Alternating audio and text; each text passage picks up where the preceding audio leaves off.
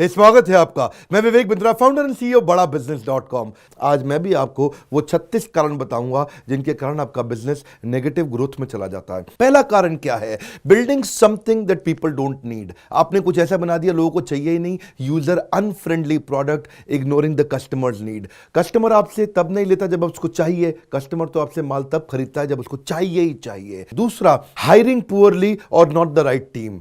एक बात बताएं आपको, कभी कभी सस्ता आदमी ज्यादा महंगा पड़ जाता है। रॉन्ग हायर आपको डिसरप्टिव पड़ता है, नेगेटिव पड़ता है, कॉस्टली पड़ता है, बहुत परेशान करता है। तीसरा कारण, लैक ऑफ फोकस। आप बहुत सारे काम कर रहे हैं, बहुत सारे प्रोडक्ट बना रहे हैं, बहुत सारी टेरिटरी में जा रहे हैं, बहुत सारे मार्केट के अंदर जा रहे हैं, बहुत सारे काम करने का प्रयास नहीं करना चाहिए। कंप्लीट फोकस होना चाहिए, जो बिजनेस में फेलियर का बड़ा कारण बन जाता है। चौथा कारण, stuck in legal issues. Compliances और लीगल इश्यूज को पूरी तरह से फॉलो ना कर पाना।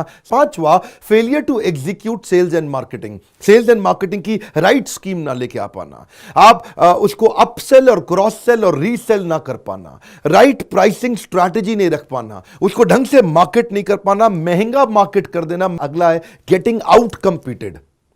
ऐसा बिजनेस मॉडल तो नहीं बना दिया कि कोई भी आए आपको आके ठोक दे, खराब कर दे, बर्बाद कर दे। नॉट ट्रैकिंग कॉम्पिटिटर्स और टू मच कॉम्पिटिशन। ऐसे बिजनेस में तो नहीं चलेगा जिसको कॉपी करना आसान है, कोई भी कर लेता है, कहीं भी कर लेता है। अगला है not having the right partners और को फाउंडर्स। कहीं गलत पार्टनर और गलत को फाउंडर तो नहीं ले लिया। जब इनके बीच में आपस में झगड़ा होता है तो टेंशन बहुत बढ़ जाता है। को फाउंडर और पार्टनर ऐसा होना चाहिए कि अगर आप फेल हो गए तो आपका साथ दे सकें और दोनों की कॉम्प्लीमेंटिंग स्ट्रेंथ होनी चाहिए। अगली गलती आप क्या करते हैं?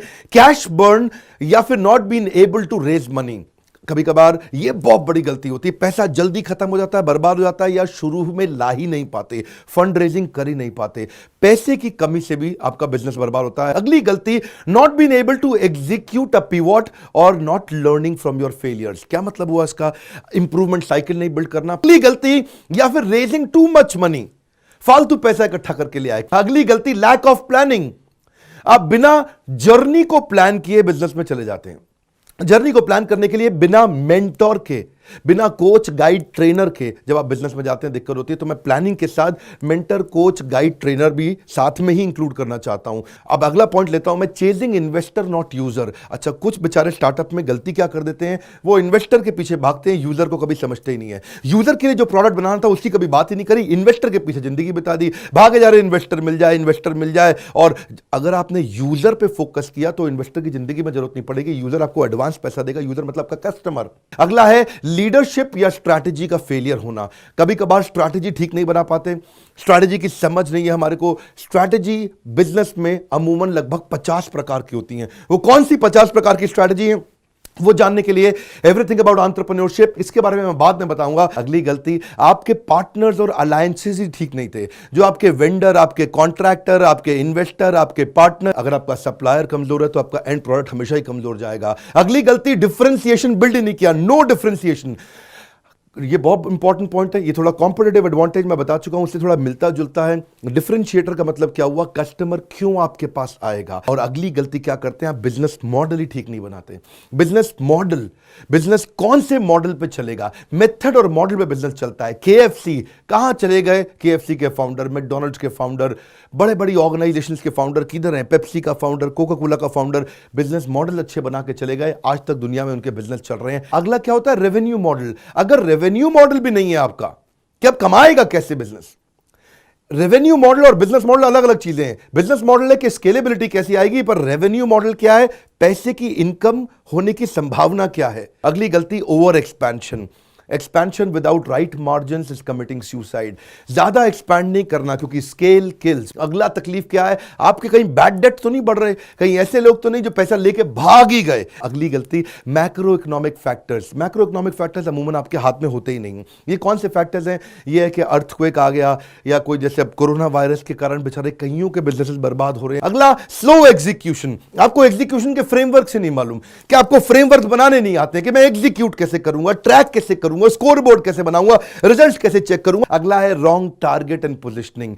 आप कई बार आपको समझ ही नहीं आता कि आप कौन है। वैल्यू फॉर मनी प्रोडक्ट है आप, प्रीमियम प्रोडक्ट है आप। टाउमी की अपनी पोजिशनिंग है, एप्पल की एक अपनी पोजिशनिंग है, मारुति की अपनी पोजिशनिंग है, मर्सिडीज की अपनी पोजिशनिंग है। अगली गलती प्रीमेच्योर स्केलिंग। अभी सही समय आया ही नहीं, आपने एडवर्टाइजमेंट शुरू कर दिया, आपने एक्सपेंशन शुरू कर दिया और बिजनेस को बड़ा करना शुरू कर दिया। आगे चलते हैं, इग्नोरिंग यूजर्स फीडबैक। आपने कभी चेक ही नहीं किया, कोई मॉडल ही नहीं बनाया, कोई मेथड ही नहीं बनाया कि कस्टमर आपको आपके बारे में बुरा भला कैसे बोल के जाए। पॉइंट लैक ऑफ प्रॉफिट और कैश, दोनों अलग अलग चीजें हैं। प्रॉफिट क्या है, 100 का माल 150 में बेचा, उसको बोलते हैं प्रॉफिट। और कैश क्या है, 100 का माल 150 में बेचा लेकिन पेमेंट आई नहीं, 3 महीने 6 महीने पेमेंट डिले हो गई। बहुत बड़ा कारण है बिजनेस फेलियर का। Next point, wrong time to market. आपकी टाइमिंग ही ठीक नहीं थी बिजनेस की, आपने वो प्रोडक्ट अभी लॉन्च कर दिया, उस प्रोडक्ट की जरूरत नहीं थी। अगली गलती, इनएडिक्वेट इन्वेंट्री मैनेजमेंट। कहीं ऐसा तो नहीं कर दिया इन्वेंट्री बड़ी सारी ला के रख दी है, ब्लॉक कर दिया, जिसके कारण आपकी कैपिटल, आपका पैसा पूरा ब्लॉक हुआ पड़ा है। नेक्स्ट पॉइंट, आप उस बिजनेस में घुस गए जिसमें प्रॉफिट है लेकिन आपका पैशन नहीं है। वो बहुत बड़ी गलती है सर, सुनिएगा मेरी बात को। ऐसे धंधे में तो नहीं घुस गए जहां प्रॉफिट तो शायद दिखता है पर आपका पैशन था ही नहीं। नेक्स्ट पॉइंट, बहुत भारी गलती, स्केलिंग विदाउट टेक्नोलॉजी।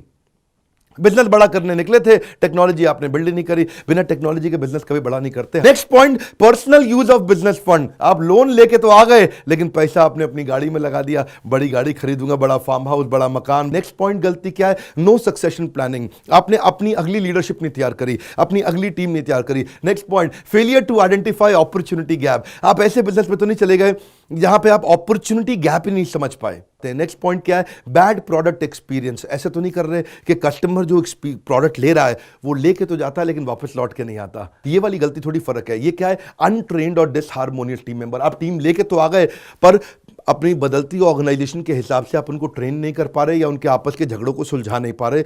पॉलिटिक्स के कारण आपकी एग्जीक्यूशन स्लो हो जाएगा। जब एम्प्लॉयज की एम्प्लॉयज से नहीं बनती तो स्पीड कमजोर हो जाती है। ये बहुत बड़ी तकलीफ का कारण बनता है क्योंकि अल्टीमेटली आपकी टीम ही आपको आगे लेके जाने वाली है। 36वां पॉइंट, जबरदस्त LTVC यानी कि long term value of customer. आप ऐसा कस्टमर नहीं बिल्ड कर पाए जो बार बार आपसे ट्रांजैक्शन करता रहेगा। आप ऐसा कस्टमर प्रोडक्ट बिजनेस नहीं बिल्ड कर पाए जिसमें रिकरिंग रेवेन्यू आता रहेगा। आप ऐसा कस्टमर प्रोडक्ट बिजनेस नहीं बिल्ड कर पाए जिसमें आपको पैसिव इनकम बाद में अपने आप आता रहेगा।